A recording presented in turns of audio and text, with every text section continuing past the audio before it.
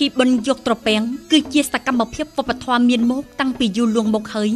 យបានមានខ្មែរនៅឃុំលុកខិនស្រុកលុកនិនខេត្តបន្ទឺថែរក្សាទុកមកច្រើនជំនាន់តាក់ទាញបានប្រជាជនចូលរួមយ៉ាងកកក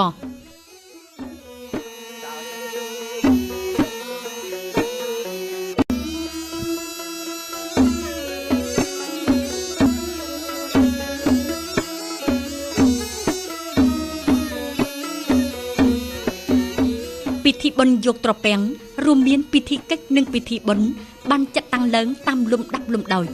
ក្នុងនោះផ្នែកពិធីកិច្ចរួមមានពិធីកិច្ចតាមប្រពៃណីព្រះពុទ្ធសាសនាពិធីសែនអ្នកតានិងអារុក្ខអារក្សនៅកន្លែងប្រារព្ធកម្មវិធីបុណ្យផ្នែកខាងពិធីបុណ្យរួមមានសកម្មភាពសិល្បៈល្បែងប្រជាប្រិយនិងសកម្មភាពចាប់ត្រីនៅក្នុងត្រពាំង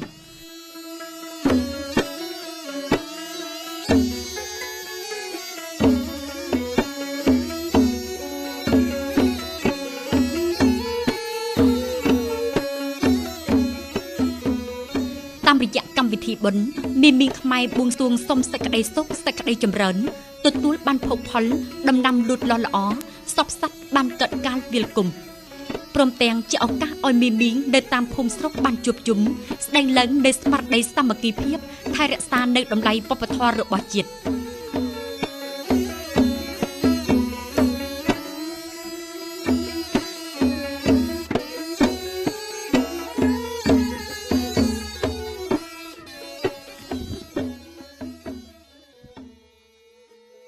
ពិធីបុណ្យយកត្រពាំងគឺជាទម្រង់វប្បធម៌ប្រជាប្រិយបានផ្ទុកនៅតម្លៃវប្បធម៌ពិសេសរបស់មីងខ្មែរនៅឃុំលុកខិននិយាយដល់ឡែកនិងខេត្តបន្ទឺនិយាយរួម